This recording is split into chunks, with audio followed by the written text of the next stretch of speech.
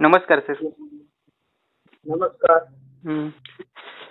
Sir आता वातावरण सध्या काही ठिकाणी पावसाचं निर्माण होत आहे. तर आता इथून पुढचा अंदाज कसा राहील थोडक्यात सांगा ना आपल्या शेतकऱ्यांना. ते आता थोडं कसं होतंय ना, एक कमी दाब जो अरबी समुद्रात आहे, तो थोडा गुजरातकडे सरकतोय हं, हं. आणि थोडं समुद्रातूनच तो पुढे सरकत असल्यामुळे हां. सध्या सगळं बाष्प तिकडे खेचलं जातं हं, हं.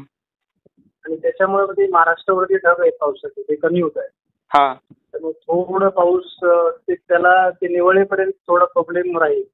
हं, हं. आणि दरम्यान बंगालच्या उपसागरामध्ये जर विशाखापट्टणमच्या दरम्यान एखादी सिस्टम तयार झाली हं, हं. तर मग ती आपल्याला पाऊस देणार आहे. देणार काय? त्याच्यामुळे मग आपल्याला साधारणपणे आपला असा अंदाज आहे की पुढे आठवडाभर हं. असा विरळ स्वरूपात पाऊस होत राहणार. हं, हं.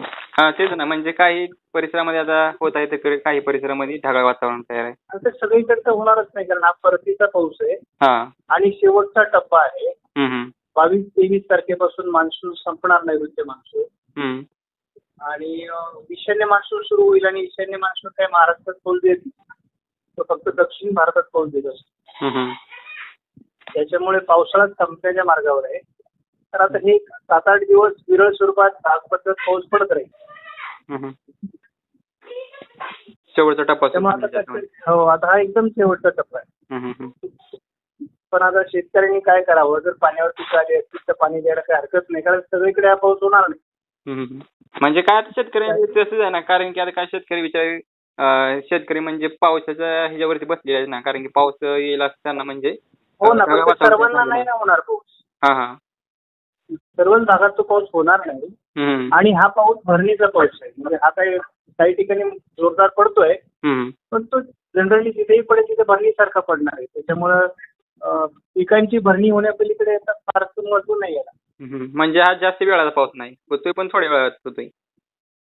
हा म्हणजे असं हा खूप मोठा पाऊस, नद्यांना पूर येतील, तलाव भरतील, हं, असं काही नाही आहे वातावरणात आहे. हं, हं, हं. एखाद दुसऱ्या ठिकाणी मुसळधार पाऊस होईल, परंतु तो अपवादच नव्हतो ना. हां, हां. आणि इथून पुढे म्हणजे काय गारपीट वगैरे काय व्हायची शक्यता यामध्ये? गारपीट आता होत नाही. जेव्हा WD उत्तर भारतात यायला सुरुवात होते हां, हां. आणि मध्य भारतावर काही वातावरण जर त्यावेळेस तयार झालेलं असेल हं. तर मग गारपिटीला अनुकूल वातावरण तयार होतं. हं, हं, हं.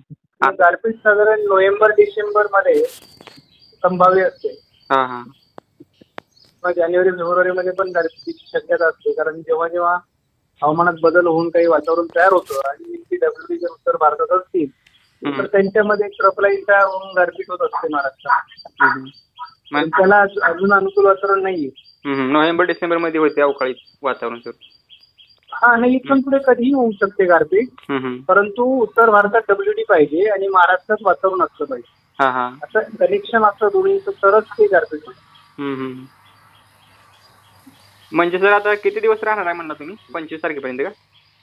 नाही, आता हे महाराष्ट्रात जे वातावरण आहे ना, हां. हे साधारणपणे 20 तारखेपर्यंत राहील, 20-21 तारखेपर्यंत. हं. 22-23 मला वाटतं पाऊस उघडून जाईल. हं, हं. म्हणजे पाऊस निरोप घेत आहे आता.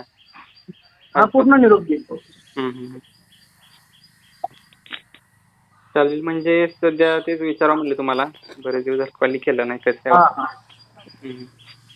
चालेल. चालेल, ठीक आहे. धन्यवाद सर. ओके, धन्यवाद.